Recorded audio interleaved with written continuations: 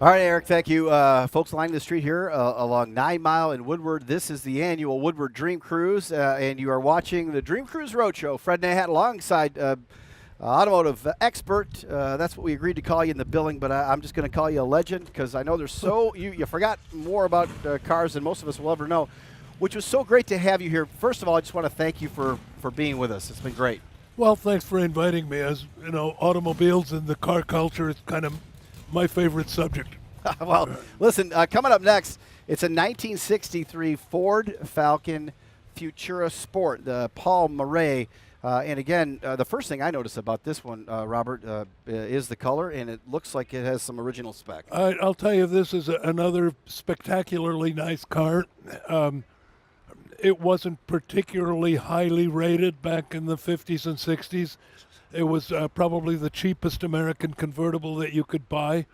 But it's a lovely, absolutely original car. Looks like an original color, original wheel and tire sizes, and something I would be very, very proud to own. Back then, I never would have dreamed back in 1960 that someday I would be at the Dream Cruise admiring a Ford Falcon convertible. But here we are, and it's so pure in line and so simple that it deserves to be here.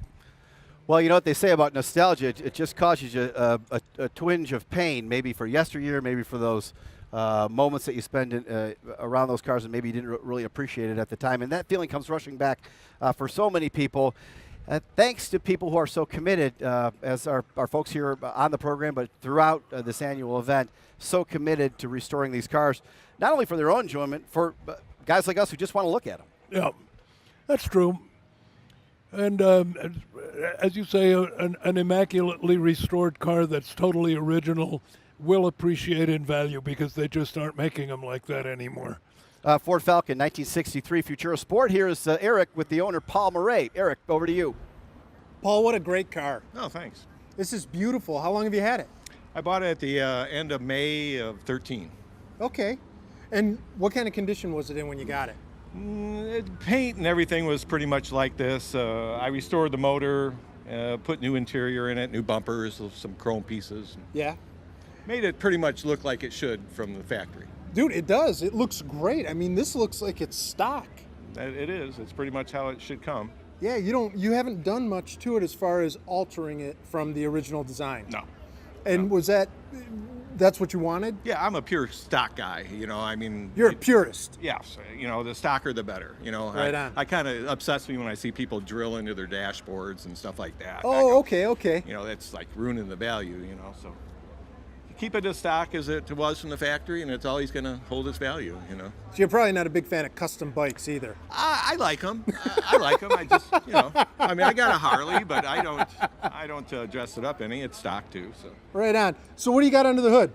It's dressed up to be a 170 cubic inch six-cylinder. Okay. It's actually a 200 cubic inch. They changed it out somewhere along the line, but they look identical. Yeah. I just painted it to look like the 170. Right on. Yeah, and it's, like I said, immaculate. This is just a beautiful car. What a great car to have fun in. I drove it back from Oklahoma. That's where I bought it. That day I bought it from Oklahoma. We had storms coming in, so I had to get out of town really quick. Yeah. We found out the next day in Oklahoma City, 5 people were killed by tornadoes. Oh, geez. So when I put the personalized plate on it, I asked my daughter what I should name the car, and she says, well, you might as well name it Twister. You outran them all the way. All right, buddy. Hey, thanks for coming out, right, man. you, Eric. Really appreciate it. Beautiful car. Thank you. All right, Fred. All right, Eric, thank you. That was at the 1963 Ford Falcon Futura Sport. Bob, when we first started talking about doing this event here along 9 Mile and Woodward, the Dream Cruise Roadshow here on Detroit Public TV and dptv.org, we had some conversations, not only with you, but some of the folks you put me in contact with, and I immediately got some recognition about what a classic car is, what that definition is, and maybe all the cars aren't here don't fit that designation, but there No. is something about classic cars that fits a particular class. Yeah, people tend to use the term classic car for anything that's old and in good shape. Yeah. That is, the official term is reserved to certain luxury and prestige cars, many of them European. They all have to be from a certain era. And for instance, there are only certain Cadillacs, certain Lincolns. Then there's stuff like Marmon and Duesenberg and so forth that are actually recognized by the Classic Car Club of America. But that's okay. Today, classic has become the term for any nice old car that cost a lot of money to restore. It becomes a classic.